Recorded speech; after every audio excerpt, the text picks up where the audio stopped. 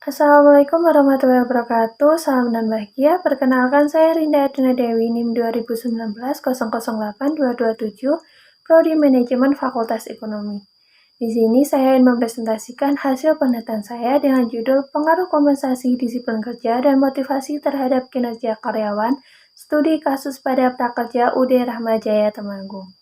Sebelumnya saya ucapkan terima kasih kepada Bapak Dr. E. Didik Subianto SEMM selaku dosen pembimbing 1 dan kepada Ibu Dr. Jajuk Herawati MM selaku dosen pembimbing 2 dan tak lupa kepada Bapak Ibu dosen penguji. Baik, langsung saja ke materinya, yaitu yang pertama ada latar belakang. Latar belakang dari penelitian ini yaitu kinerja karyawan. Kinerja karyawan sangat penting bagi suatu perusahaan sebagai alat pengukur keberhasilan dalam menjalankan usahanya. Karena semakin tinggi kinerja karyawan, maka keuntungan juga akan semakin tinggi.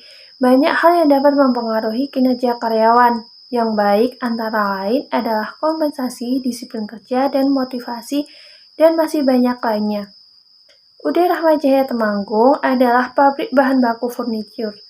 Perusahaan ini merupakan perusahaan pengolahan kayu yang fokus pada produksi polywood, blockwork, dan barricade.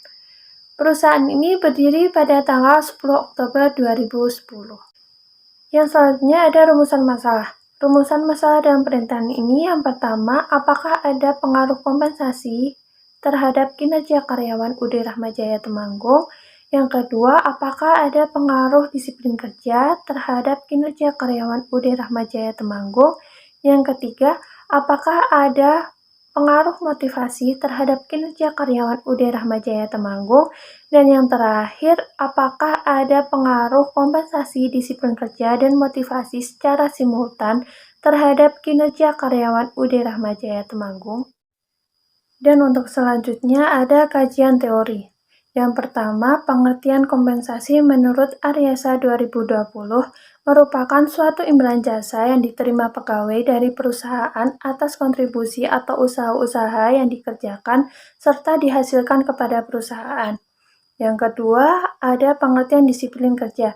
Disiplin kerja menurut Sitopu 2021 merupakan salah satu bentuk pengendalian yang dilakukan oleh perusahaan dalam menjaga karyawan tetap menjalankan tugas dan tanggung jawabnya. Yang ketiga ada pengertian motivasi. Pengertian motivasi menurut Hasibuan dan Sylvia tahun 2019 merupakan pendorong atau penggerak seseorang untuk mau bertindak dan bekerja dengan giat sesuai dengan tugas dan kewajibannya. Dan yang terakhir ada kinerja karyawan. Kinerja karyawan menurut Rizka Akbar dan Prasetyani tahun 2020, kinerja karyawan di suatu perusahaan merupakan aspek yang paling penting dari sebuah perusahaan. Bisa dibilang karyawan adalah jantung perusahaan. Dari karyawan, roda perusahaan dapat berputar, dan kinerja karyawan dapat dijadikan sebagai tolak ukur berhasil atau tidaknya perusahaan dalam mengelola perusahaan. Dan untuk selanjutnya ada kerangka penelitian. Kerangka penelitian digunakan untuk menunjukkan arah bagi suatu penelitian agar dapat berjalan pada lingkup yang telah ditetapkan. Metode penelitian. Jenis penelitian ini menggunakan metode kuantitatif. Populasi dengan berjumlah 190 karyawan dan banyaknya sampel dihitung dengan rumus Levin didapat sebanyak 66 responden. Teknik pengambilan sampel menggunakan random sampling. Sumber data dan metode pengumpulan data. Sumber data penelitian ini menggunakan data primer yang dikumpulkan dengan menggunakan kuesioner pada UD Rahma Jaya Temanggung. Teknik pengolahan data dalam penelitian ini menggunakan uji kualitas data yang terdiri dari uji validitas dan uji reliabilitas. Dan yang kedua ada uji asumsi klasik. Uji asumsi klasik ini terdiri dari uji normalitas, uji heteroskedasititas, dan uji multikolinearitas. Dan untuk selanjutnya ada uji analisis data, terdiri dari uji regresi linear berganda, uji T, uji F, analisis koefisien determinasi. Untuk hasil dan pembahasan pada uji kualitas data, yang pertama uji validitas. Uji validitas menunjukkan bahwa semua instrumen variabel dari pertanyaan tersebut memiliki nilai R hitung lebih besar dari R tabel, yang artinya semua item atau butir pertanyaan dalam penelitian ini dinyatakan valid. Untuk yang selanjutnya ada uji reliabilitas. Uji reliabilitas yang didapatkan pada penelitian ini menunjukkan bahwa semua variabel memiliki nilai Cronbach's alpha lebih besar dari 0,60, yang artinya semua variabel dinyatakan reliable. Pengujian selanjutnya yaitu uji asumsi klasik. Uji asumsi klasik yang pertama yaitu uji normalitas. Pengujian normalitas ini menggunakan dua cara. Yang pertama menggunakan pivot, yang kedua menggunakan uji Kolmogorov-Smirnov test, dan hasil keduanya ini menunjukkan bahwa semua data berdistribusi normal.